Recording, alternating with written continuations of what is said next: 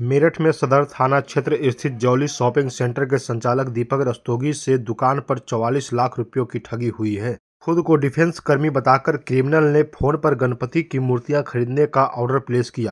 इसके बाद online payment के बहाने 44 लाख रुपये ठग लिए हैं। दुकान संचालक ने पुलिस को पूरे मामले की जानकारी देकर मदद की गुहार लगाई है।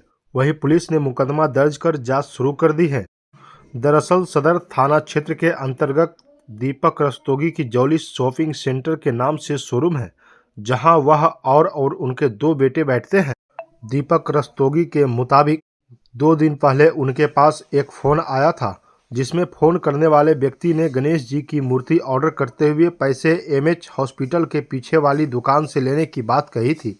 लेकिन फ़ोन करने वाले व्यक्ति ने कैश नहीं होने की बात कहते हुए पेटीएम करने की बात की और जौली शॉपिंग सेंटर के मालिक के पुत्र से कुछ रकम व्यक्ति के अकाउंट में सेंड करने की बात कही गई। इसके बाद फ़ोन करने वाले व्यक्ति ने ओटीपी पूछा और 44 लाख रुपए की ठगी को अंजाम दे डाला। वही ठगी करने वाले व्यक्ति पर दीपक रस्तोगी ने एसपी क्राइम अनित कुमार से कार्रवाई की मांग की है।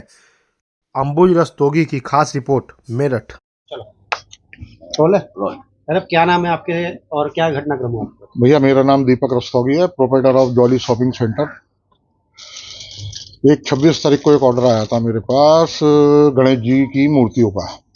उन्होंने ये कहा कि एमएच हॉस्पिटल, आर्मी हॉस्पिटल हमारी दुकान के पीछे ही पड़ता है, कि वहाँ भेज दो, वहाँ से कैश मंगा लो। हमने बिल काट के वहाँ पे भेजा। जैसे ही हमने भेजा तभी एक हमारे पे फ़ोन आता है कि भैया ऐसे ऐसे आज तो बैंक बंद है, कैश की हमारे पे व्यवस्था नहीं है, आप जो है ये हमारा अकाउंट नंबर है, 5 रुपये उसमें ट्रांसफ़र कर दो। ये गवर्नमेंट के नॉर्म्स के हिसाब से ये है। तो हमने बैंक से अपने आईसीआईसीआई के अकाउंट से 5 रुपये ट्रांसफ़र कर दिए। फिर जैसे ही हमने ट्रांसफ़र करते दोबारा फिर कॉल आती है कि भैया हम आपको पहले थोड़ा सा पैसा ट्रांसफ़र कर रहे हैं, उसके बाद हम आपको पूरी रकम ट्रांसफ़र कर देंगे। भाई यही हुआ। फिर जैसे ही उन्होंने ट्रांसफ़र करी तो एक ओटीपी आया, उन्होंने हमसे ओटीपी मांगा। जैसे ही उन्होंने ओटीपी मांगा तो उसके द्वारा जो है उन्होंने धीरे धीरे ट्रांजेक्शन करके फ़ोन होल्ड करा के बच्चे का हमारे, तो उसको इतना डेमोलाइज कर दिया कि वो कुछ कर नहीं पाया। जैसे उन्होंने पूछा वो बताता रहा।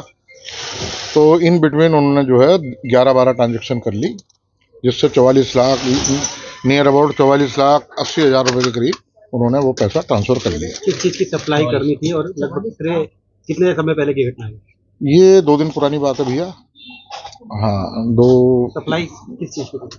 वो हमने गणेश जी की मूर्ति की, गणेश जी की मूर्ति की थी। जो ऑर्डर था वही सप्लाई किया था। तो उसके बाद हमने फिर जब पता चला हमें कि ऐसा एपिसोड हो गया, तो हमने जो है क्राइम ब्रांच में रिपोर्ट की है, एफआईआर लॉन्च करा दी है। अब देखते हैं कि पुलिस से हमें कितना सहयोग मिलता है। उम्मीद तो मैं यही करता हूँ कि देखो मोदी जी की सरकार है, इधर योगी जी की सरकार है, कि कॉपरेशन हमको मिलना चाहिए। क्या बताया था उन्होंने आपको? कौन से डिपार्टमेंट वगैरह में बताया? क्राइम ब्रांच में, साइबर में। सप्लाई किसको की थी आपने? ये कोई आर्मी का ऑफिसर का फोन आया था हमारे पास, लेकिन वो पता चला कि वो फर्जी है। ये है।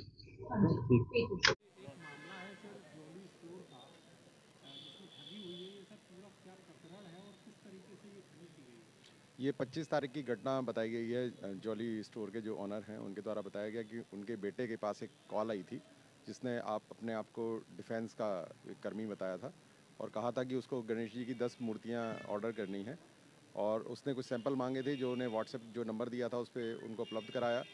बदले में उसने एक मूर्ति उसमें से पसंद की कि ये पसंद है और इसके मुझे 10 पीस चाहिए।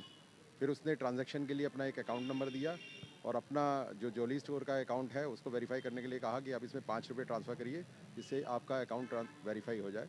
और पलट कर उसने जब ये 5 रुपये ट्रांसफ़र कर दिए गए, फिर 15 रुपये उसने ट्रांसफ़र करके कहा कि आपका अकाउंट वेरीफाई हो गया है।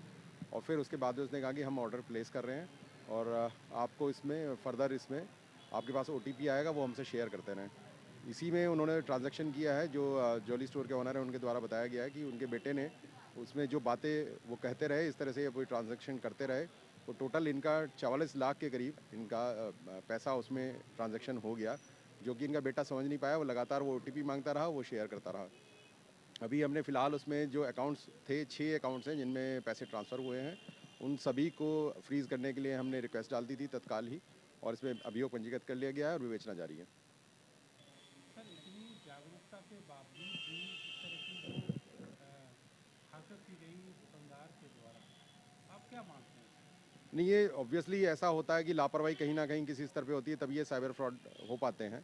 यदि कोई जागरूक रहे और ये समझ जाए कि ओटीपी मांगा जा रहा है तो क्यों मांगा जा रहा है, क्योंकि ट्रांजैक्शन के लिए आपका इंटरनेट बेस जो भी है, आपकी ई बैंकिंग जो है, कोर बैंकिंग सॉल्यूशन में साफ साफ है कि आप ओटीपी शेयर ना करें। ये इंस्ट्रक्शंस आते रहते हैं बैंक की तरफ से भी, और जो भी होगा कोर बैंकिंग में, आप ओटीपी नहीं शेयर करेंगे तो आपका ट्रांजैक्शन नहीं हो सकता। वो भी आपका रजिस्टर्ड मोबाइल नंबर होगा, उसी पर आता है। तो ये कहीं ना कहीं चूक हो जाती है, वो बातों में इस तरह से बहला लेते हैं कि ये फ्रॉड करने हो ही जाता है कि मतलब वो कहेंगे ओटीपी शेयर कर दो, हमने आपके पास भेजा है, ये ट्रांजैक्शन हो रहा है, इसको वेरीफाई करने के लिए एक ओटीपी आपके पास आएगा, इसको वेरीफाई करा दें। तो कई बार ऐसे लफाजे वाली बातों में लगा कर वो फिर बेवकूफ़ बना देते हैं, जिसमें ट्रांजैक्शन होते हैं।